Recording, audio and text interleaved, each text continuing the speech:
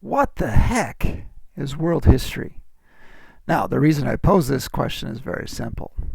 When it comes to your implicit understanding of what history is, it's not just the study of the past. Most of the history that you've had has been national history or Canadian history. In other words, since a young child in preschool all the way through high school, uh, most Canadian students, the only history they've studied is Canadian history. Now, this is definitely a form of history, but how is history within the black box of the nation state, how is that different from a world history or taking a global perspective of the past? And if I may suggest, one way to think about that is to consider, the difference between just looking in, the little sandbox of Canada, or thinking what is a globe. A globe is essentially a metaphor for the whole planetary surface, or the world, which essentially means inclusively everyone, all people, all cultures, a history of all peoples and all cultures.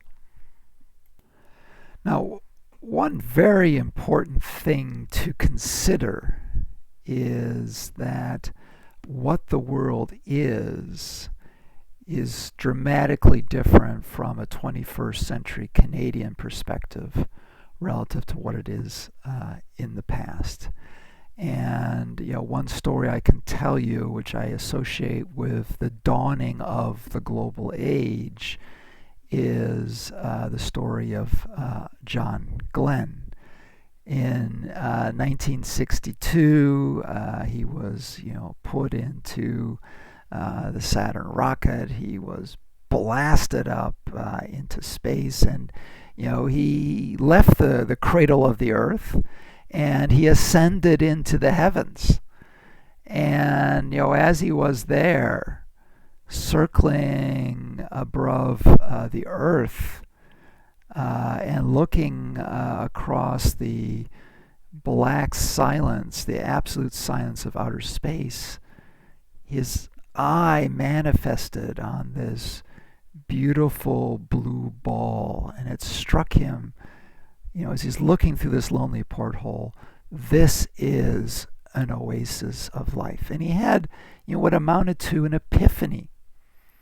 Now, if you think about it, from your time you're very young, you go to school, there's this map that's on the wall, and it's a map that's got it's usually color coded by states. So this is China, and this is Italy, and it's a different culture.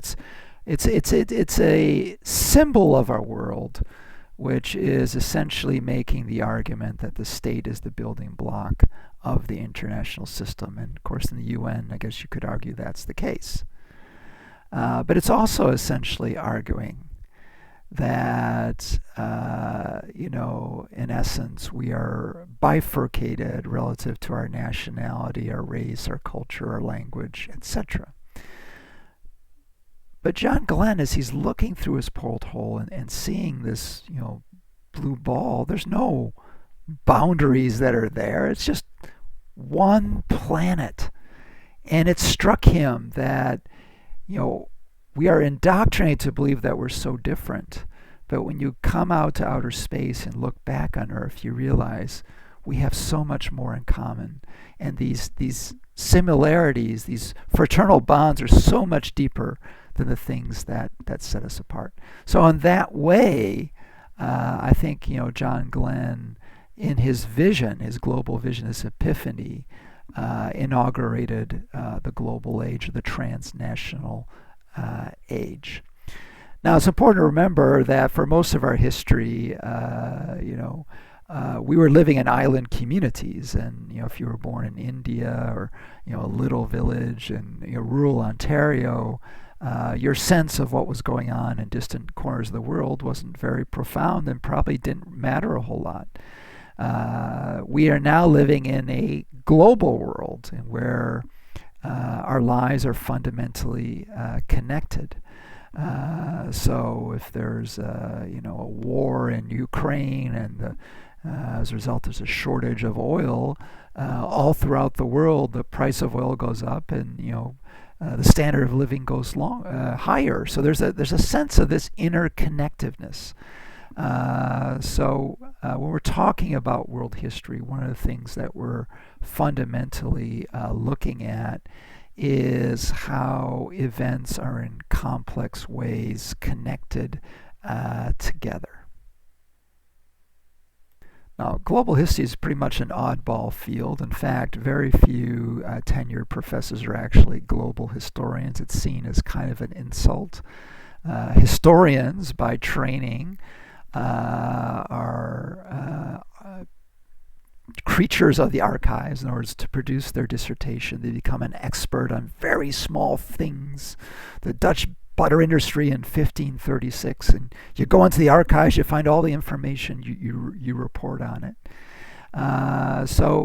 For this reason, global history was something which emerged relatively late as a official subfield of history. It's really only in the 1980s that it emerges as an official subfield. Before that, ever since the 19th century, most historians were national historians, and part of the reason is that they were public servants. They were hired by the state as essentially propagandists to glorify the history of their peoples. Now, if you've been in Canada and you read a lot of history books, there's a lot of romanticization and glorification that's going on. You're introduced to the heroes, John MacDonald and Lester Pearson, a lot of white men that do these great things that brought honor to the nation. So in a way, national history, which is looking at historical events, is really about building a mythology and stimulating patriotism. Of course, many historians today, they recognize this propaganda, and of course they try to transcend it into a critical history. But there's a more fundamental problem with national history, and that is if you limit your study to the past, to the black box of the nation state, what you're really obscuring is how what is happening inside your sandbox is connected to deeper forces. Certainly in Canadian history textbooks, you'll have, a lot of discussion about World War II or the Great Depression. But these were not just events that transpired just in Canada. They were caused and provoked by events far outside these territorial boundaries. Now, it doesn't mean that national historians, of course, don't talk about international events like World War II and sending the troops overseas and all of those sort of things. But in general, if you are trained as a national historian and you frame your study in this way, you are preconditioning yourself to focus on the national experience and to, by implication, ignore the forces that acted over a broader scale, and how events inside Canada were connected to events abroad in other places. And maybe in the 18th or 19th century, this is legitimate in the sense that many of the events in Canadian history had a local source. But in today's society, in the 21st century, in a global economy, and where things move very quickly and national boundaries are very fluid, this type of approach is no longer acceptable. You're going to be ignoring the fact that the principal dynamics and vectors of history are actually transnational. So for a global age, we got to tell a global history. History can no longer be national. It has to be transnational.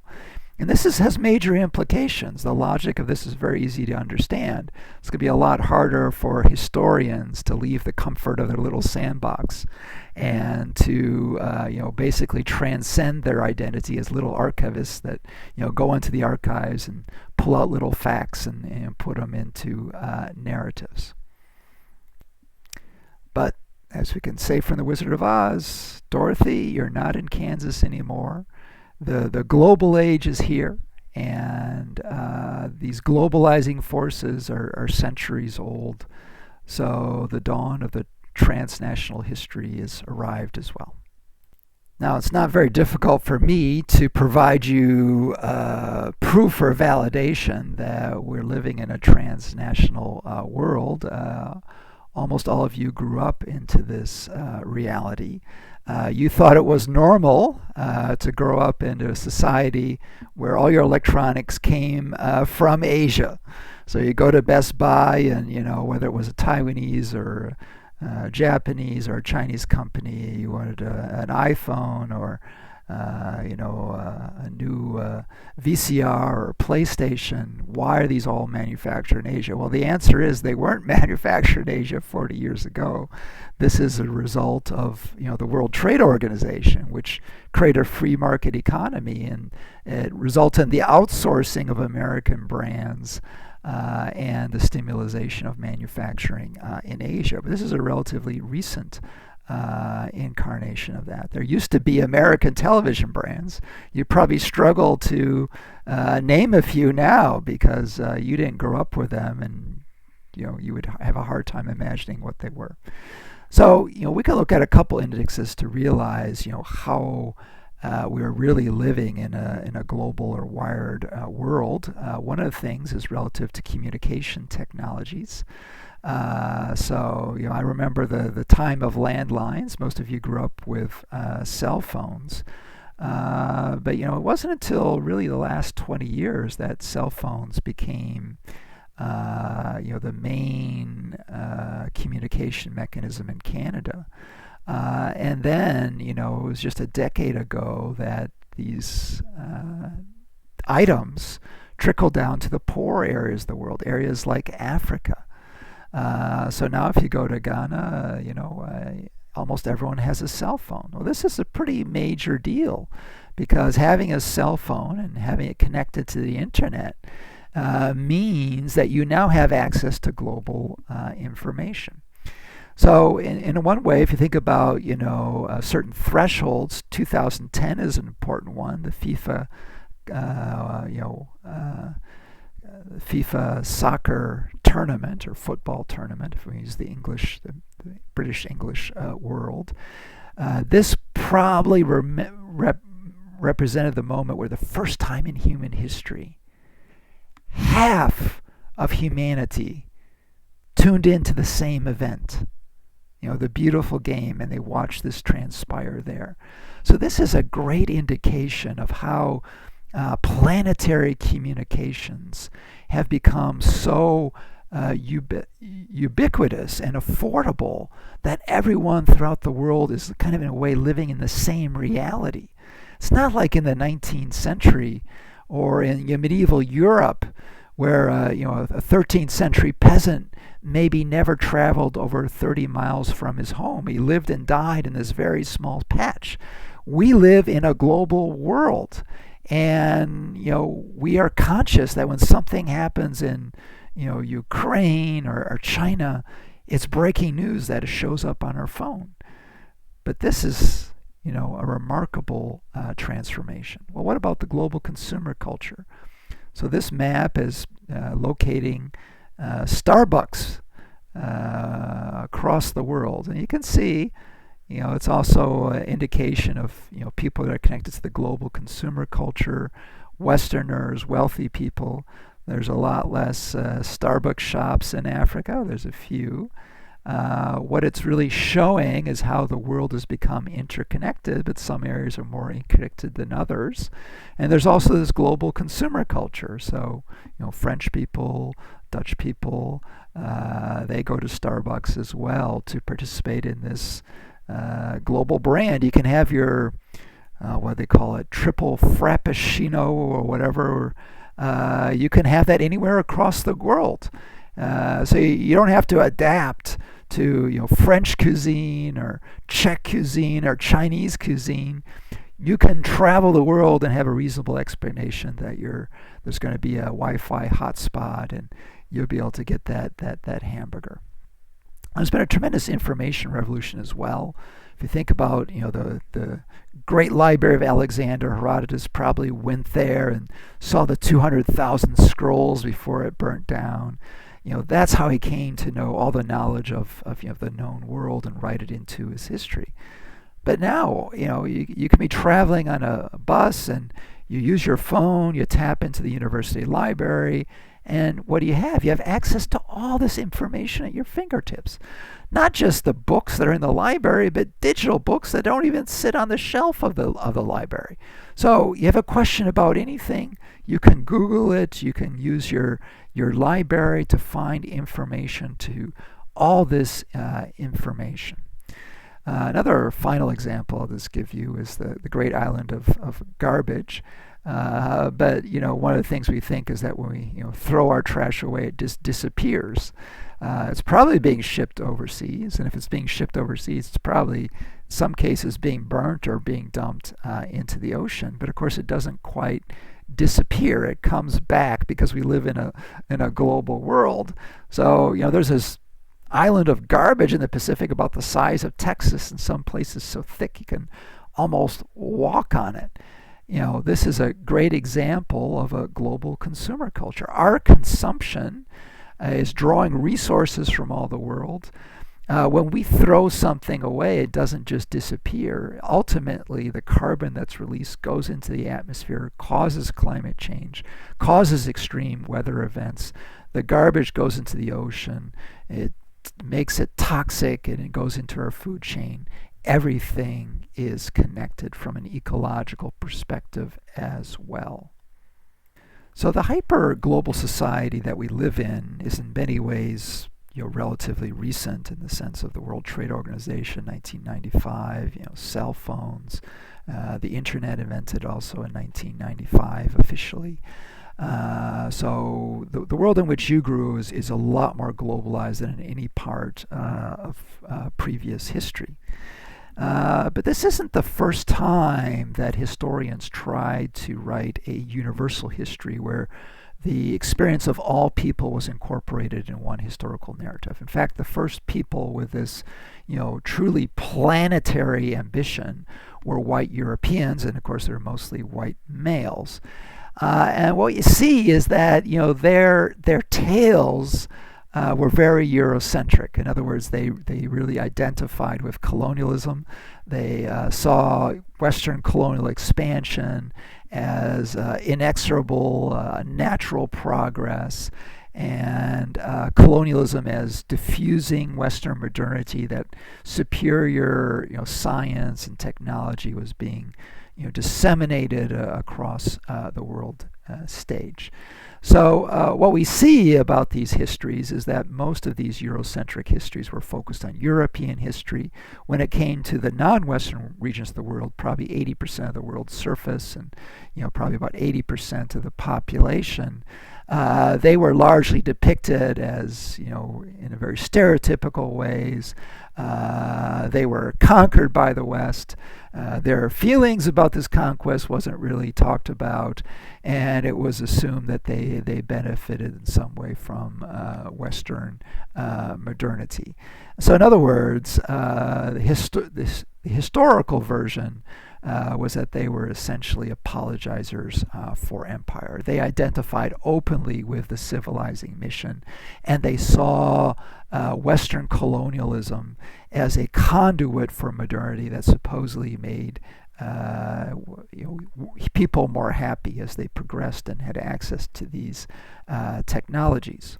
So it was really only in the 1980s, when world history emerges as a subdiscipline of history, that historians started to really seriously try to correct for this Eurocentrism. And one of the ideas of these world historians in the 1980s was the idea of comparative world regions, that you wouldn't in some ways say that Western society was better, and Western society forced other countries to modernize and to adapt its institutions. What you would instead do is to essentially accept all cultures as different but equal, and you would spend an equal amount of time talking about Asian civilization and African civilization and European civilization. Now, in practice, a lot of these world histories weren't quite that equitable. There were still more focus on European history than Asian history, and African history wasn't very well studied or understood in the same amount of depth. But it embodied an important principle, the idea that history should be equitable, that in recounting the past, you should give equal time to all peoples rather than just focusing on white Europeans. There's another aspect of world history that I want to talk about. World history is in a way subversive, because what you're fundamentally doing is you're breaking down, national propaganda, or the history of, the national experience of Canada. And this could be subversive in an explicit or an implicit way. As a critical historian, one of the things that you could do is to challenge the racism or the Canadiocentrism of some of the stories that you have been told. So an important way this is done by Aboriginal historians is challenging the earlier story about the settling of the frontier. This was the idea that, Europeans escaped poverty, came to the New World, settled places like Alberta, made prosperous farms, and elevated themselves up to the middle class. That they essentially were, settling the frontier, civilizing it, and enabling it to contribute to the growth of the national economy. Now, if you look at it from an Aboriginal history perspective, essentially now the way this would be more commonly told is that the Europeans came to the West. They expropriated the land of the First Nations. They didn't honor their treaties. They forced the First Nations peoples into reservations, and then they exploited their land for their own profit and prosperity. And this is why Canadians are wealthy and many people in Asia and Africa are less wealthy, because we took the land and resources that belonged to another group. That would be a critical way of looking at that history. You could also look at, certain mythologies and a critical perspective. If you looked at a 1970s textbook, it's almost all the story of white men. So you got to include, in today's textbooks, well, what about women and the contributions of, ethnic minorities? So, you can see, for instance, in a people's history of the United States, we're going to avoid talking about white males entirely. We're just going to talk about, ethnic minorities, immigrants, and working class people, and their struggle to survive in the face of prejudice and oppression. Now, global history in a less critical way, but just in a more fundamental way, by looking across the global stage and broadening the focus away just from the sandbox of Canada, is also essentially fundamentally subverting the national story by presenting essentially Canadian history as just this kind of side narrative, 30 million people's experience relative to the vast mass of humanity, and of course taking away the spotlight. If you're looking at Chinese history, there's no mention of Lester Pearson and what a great guy he was and how he contributed to the United Nations. This is essentially a type of ethnocentrism. So, what world history does by expanding the lens and expanding the geographical scope of history is, in a way, it transforms the ethnocentric way in which we remember the past by situating Canadian events in a much broader context where they're ultimately a lot less significant. Now, you could say, okay, obviously world history is a lot better than national history because we're not as prejudiced, we're not as Eurocentric, we're trying to be fair and balanced here.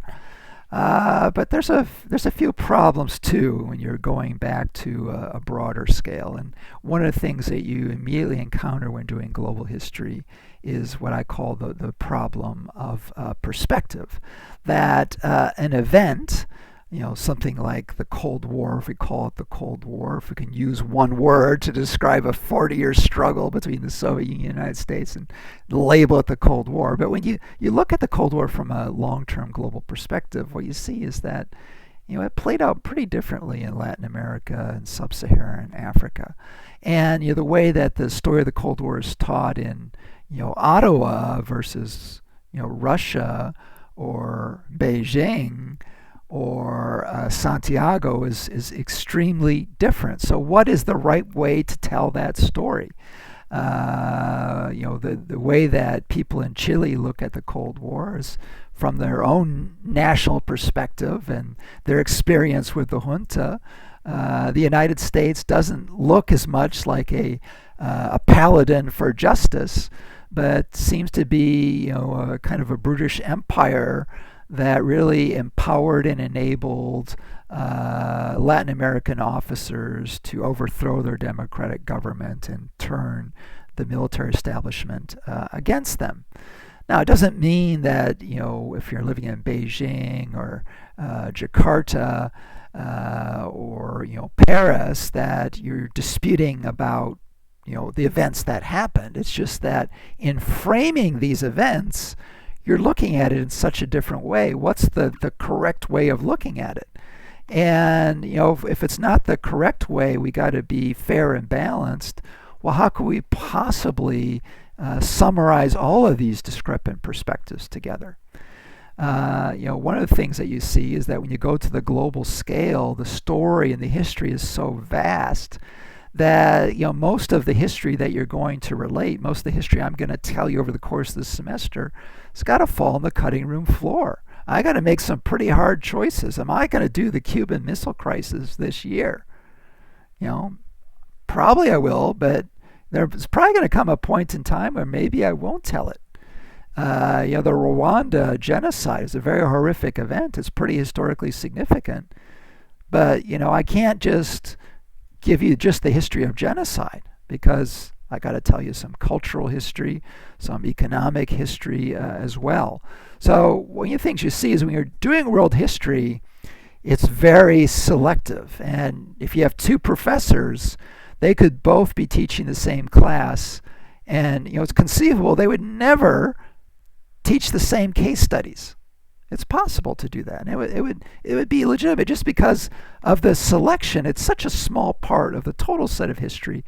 It's possible that they wouldn't converge, although in practice they probably would on certain events. They would agree those were important. And I guess is the final thing is relative to legacy. Even if you agree on what the events are, globalization is pretty important.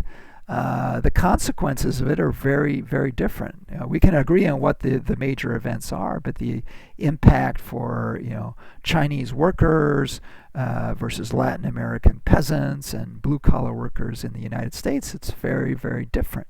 So if you have the globe as your stage and you're trying to sketch out the consequences, wow, that's a pretty challenging mandate.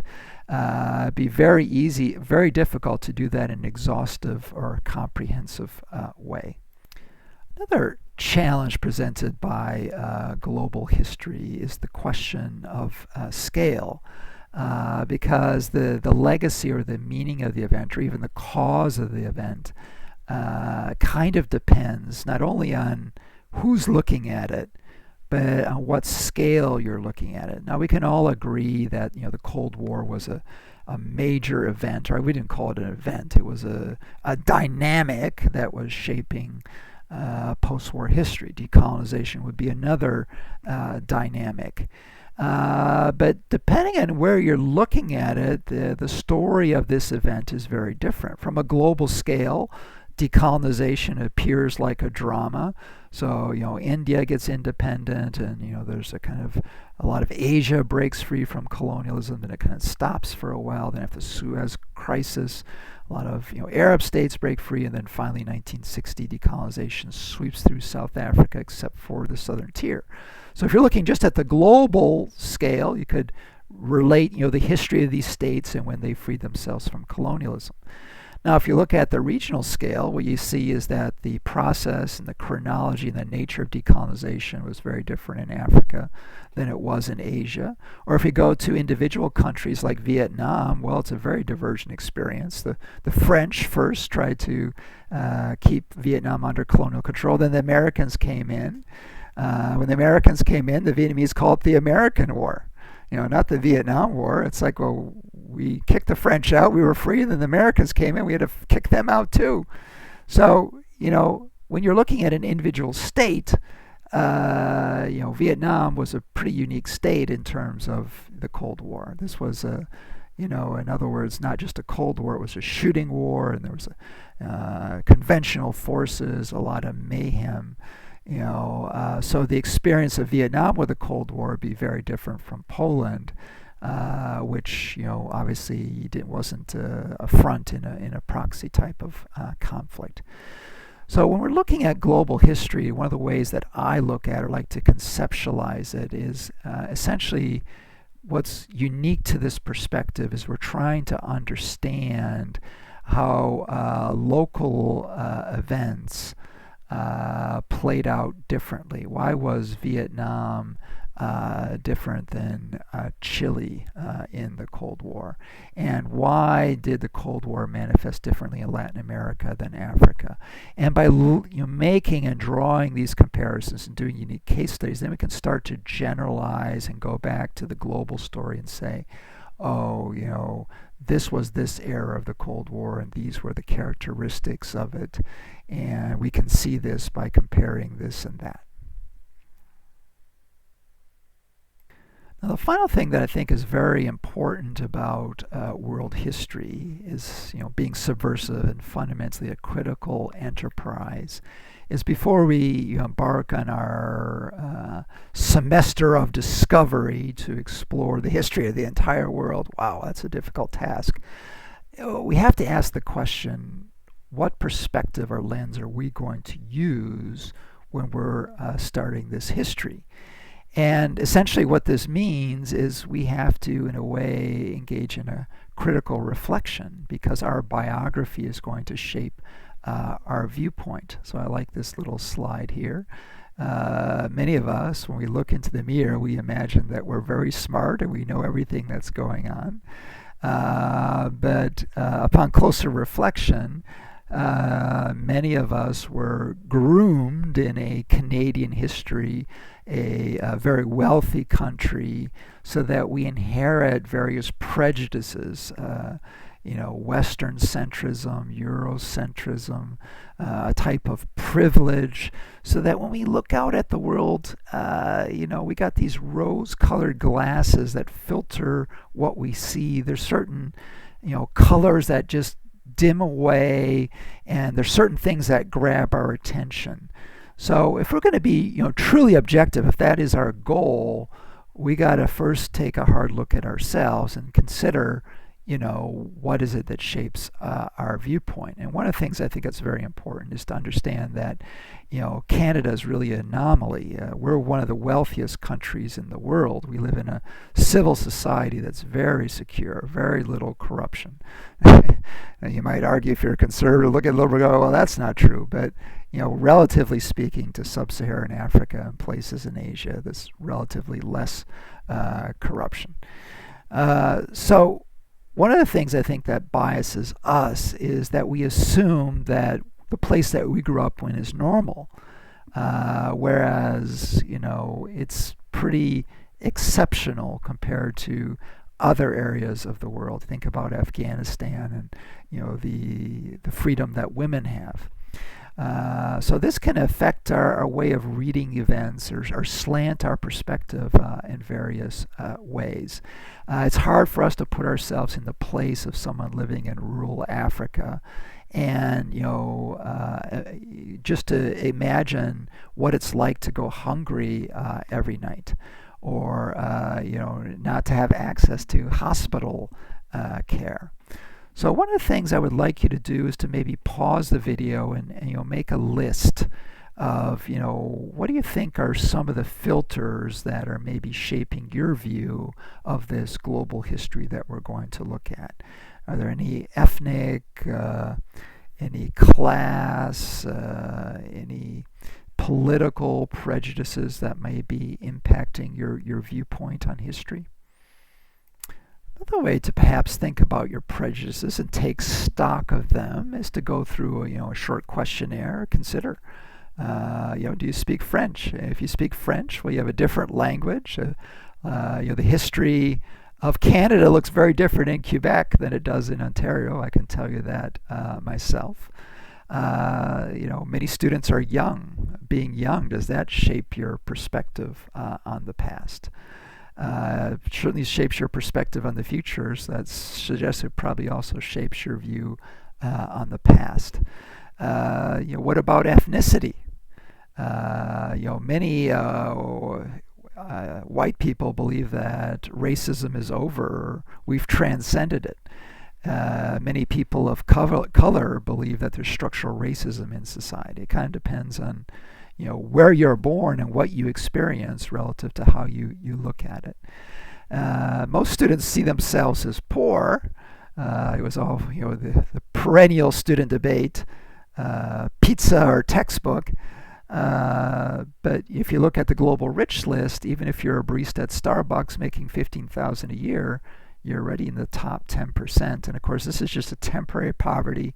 You're hoping to get a job to be the middle class. If you're the Canadian middle class, according to StatCan, $60,000, you're in the global 1%. So that's a very privileged perspective from which to look at the past. Just the fact that you're in university, that means that you are a self-selected group, that you believe in the Canadian dream, that you're going to get professional training and then join the middle class. Maybe your religious background might filter your perspective, or your ethnic background, that your parents were immigrants, or you still hang out with people within your ethnic community. So think about these questions and think about how biased you are. I mean, on a relative scale, do you think that you've got a pretty good bullshit meter? That when you read history, you can pretty much tell what's happening. You're not very prejudiced, or are you perhaps more indoctrinated? Is your vision, your lens, more shaped than you perhaps would like to admit?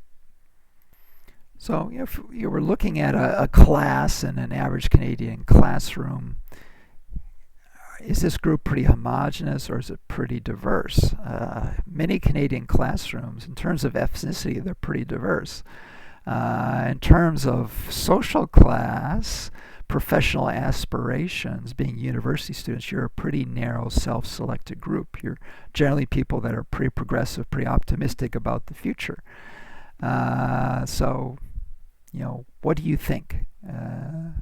To what extent do you think, or what is the principal bias that a Canadian student would have in looking at world history? And are you as enlightened as you believe? I mean, many people of your generation think that you're pretty savvy, that you can spot, ridiculous Hollywood advertising, that you don't fall subject to that you got a, horse sense in that sense, that you're not going to be duped. But then there's a lot of polling data which shows that there's a pretty large sense of geographical illiteracy. How many countries in Africa could you actually place on the map? How many languages do you speak? And relative to these traits, how would that shape your perspective on history? I don't have any absolute answer on it, but these are important questions to ask if we're going to spend our semester looking at the global past. We got to take stock what might be the filters and biases that we're bringing to the table, and how these biases might shape how we're reading the events that we're going to encounter.